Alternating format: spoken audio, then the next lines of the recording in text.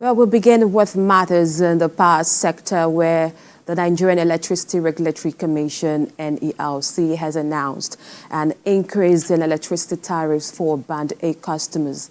The new tariff is set at 225 naira per kilowatt hour, marking a substantial rise from the previous rate. This adjustment is expected to impact the 15% of customers who fall under the Band A category, known for enjoying a minimum of 20-hour per day electricity supply. The Vice Chairman of NERC, Musliu Seni, confirmed the tariff hike during a press briefing in Abuja. The increase from 66 naira to 225 naira per kilowatt hour is part of the government's efforts to draw investment into the energy sector. Despite the rise, the Commission has assured that the new rates will not affect customers in other bands. I have joining me in the studio to discuss this, Supriela Mambere, a policy analyst. Good evening and welcome to the show. Yeah, good evening. Let's see how you react to this development. How do you think this tariff adjustment will affect or impact the overall energy consumption patterns in the country? Okay, well, thank you very much. The truth is, over years, we've talked about the inefficiencies in the electricity sector, the electricity supply market, Nigerian electricity supply market. We talked about the issues of subsidy, just as we had in the petroleum downstream sector, subsidies, and same applied to power. Well, will I say the decision is a bittersweet decision? Okay. The effect is bittersweet, if you ask me. Because, when you're formulating a policy, you have to look at it in stages. First of all, we are dealing with a high cost of living currently in Nigeria. So you have people who are struggling to feed, struggling to eat, or struggling to survive.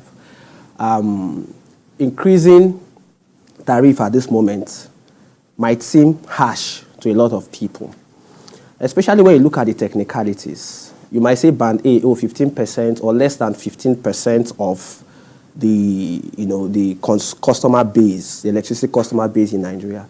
But the question is, you said Band A is 20 hours.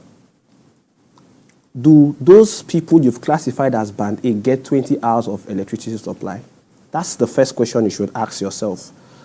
If they don't, then there's an issue. You're not fulfilling the contract, the agreement. So you're increasing, electricity tariff for Band A. Are those in Band A, can you say that those in Band A are, in terms of metering, do they use prepaid meters? Are they properly metered? We all know that subsidy has to go. It's something that has to go. But in policy formulation and execution, there are steps. You don't jump one step and leave one step and jump 3 steps ahead, because at the end of the day, those issues will still rear its ugly head, in front. So removing the subsidy is good. That's why I say it's a bittersweet. But how is it being executed? It's also a problem. Okay, I don't know if you have anything to say about this concern raised by the Minister of Power about culture of consumption management. Said Nigerians lack that. You get to leave the appliances on and all of that. How do you react to that? Well, to me, it sounds funny, if I'm being honest. I saw the video circulating on the social media, and I saw comments, so I want to have you react to that. Consumption culture has nothing to do with electricity issue we have currently in Nigeria. When he says people can put up their freezers if they are going out, how can people even put up their freezer if they are not sure of the light being on? Sustained. Yes, that's the problem, So it doesn't, consumption culture doesn't come in if the discos and the transmission companies and even the gencos can fulfill their own part of the contract. Again, this issue is also from another dimension. So we have issues of the fact that 80% of our power is gas-fired. 20% is hydro-fired. Gas-fired is expensive. gas is expensive, and the price of gas fluctuates. So it also reflects on, the cost of electricity. That is understandable, right? But then, what are alternative sources we can look at in terms of power generation? Mini grids, solar energy. And again, I know those who advocate for clean energy and the rest of that will be against this. But Europe is doing it. When the war in Russia happened, when it began, Germany went back to their coal-fired power plants. But they are the ones always at COP, the various COP, yearly. They are the ones putting, setting targets and the rest of that. No, even the UK went back to dirty energy because they know. And again, one thing you must understand in the Nigerian electricity market, Nigeria is mostly a services-based economy, not an industrial manufacturing economy. So it's going to be very difficult to use gas-fired plants at 80% generation, capacity to achieve commensurate, or will I say, reduced level of tariffs, because gas is expensive, So those are the issues we have to look at. Metering is also very important. Meter asset providers, we have about 35 of them or so, less than, I think within 30, 35 of them. What are the policies put in place to ensure that they are able to live up to their expectation? Because till date, we still import the items, electronic items we use in the components of our meters. So what are we doing inwards? Government support. Also ensuring monies, billions and billions of naira have been allocated over the years under subsequent administrations, for metering. Yet, how many people, the NRC, the electricity regulator statement was very clear about people who are metered. So you also have that issue about metering. So cost reflective, on what basis? There is no meter. Consumer protection is an issue.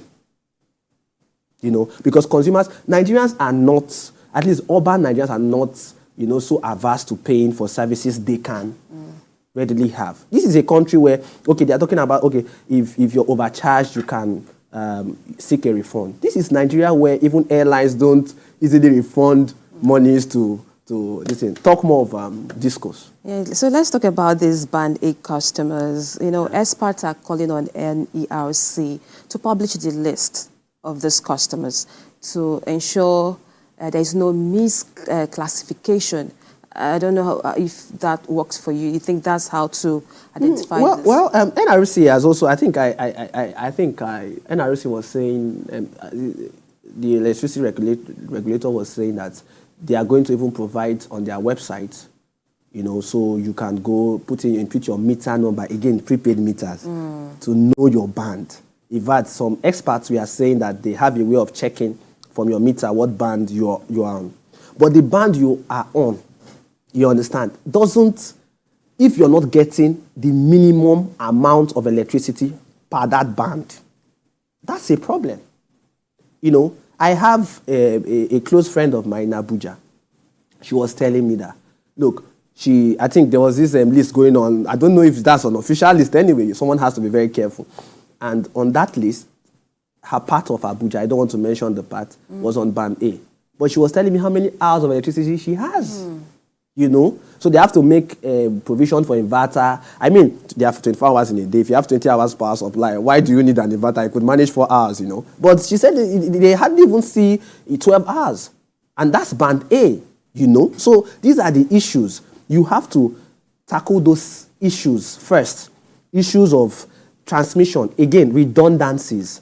Because the cost of generation, transmission, there would be, there would be issues with loss. Who bears the loss?